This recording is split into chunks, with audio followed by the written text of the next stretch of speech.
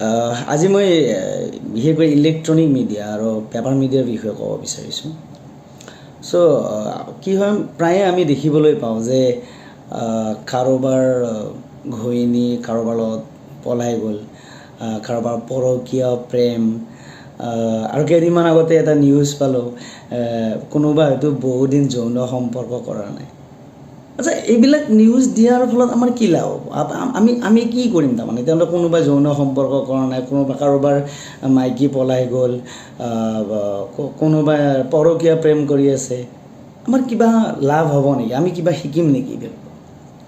এইটোৱে মই ভাবোঁ, এইবিলাকেই সমাজখন আৰু নষ্ট কৰিহে আছে আৰু বেছি বিপদত ঠেলি দি আছে। আৰু চাওক, ক'ভিডৰ সময়ত বহুতো ছাত্ৰ ছাত্ৰীৰ মাজত এতিয়া মোবাইলৰ প্ৰচলনটো বেছি হৈছে। প্ৰায় মোবাইল লৈ থাকে, মোবাইল চাই। এই শিশুসকলে যেতিয়া মোবাইলটো খোলাৰ পিছত এনেকুৱা ধৰণৰ নিউজ ৰাতিপুৱা দেখা পাব, কেনেকুৱা লাগিব? আৰু মই পেপাৰ মিডিয়াত আৰু দুটামান কথা পাইছিলোঁ। সেইদিনা লিখিছে যে মুছলিম ভোটৰ কাৰণে বিজেপিয়ে কিবা আকৰ্ষণ কৰিছে।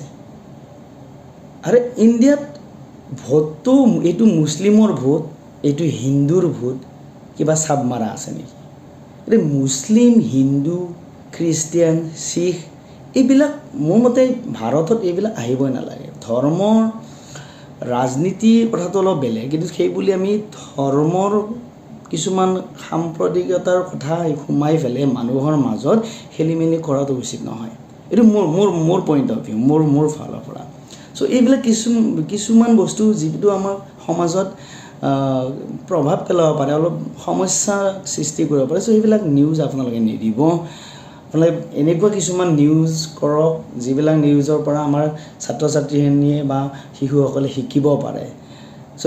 যিবিলাকে নেগেটিভ, এটা ঋণাত্মক প্ৰভাৱ পেলাব পাৰে, সেনেকুৱা নিউজ নিদিব। আপোনালোকে চাবচোন, হয়নে নহয় কথাটো? এইবিলাক আৰু কিছুমানত আৰু চাবচোন, হঠাৎ পেপাৰখন খুলিলে আজি অমুকত মৰিল, আৰু ৰাতিপুৱাই পেপাৰখন লোৱাৰ লগে লগে আমি মৰা শব্দটো পাওঁ।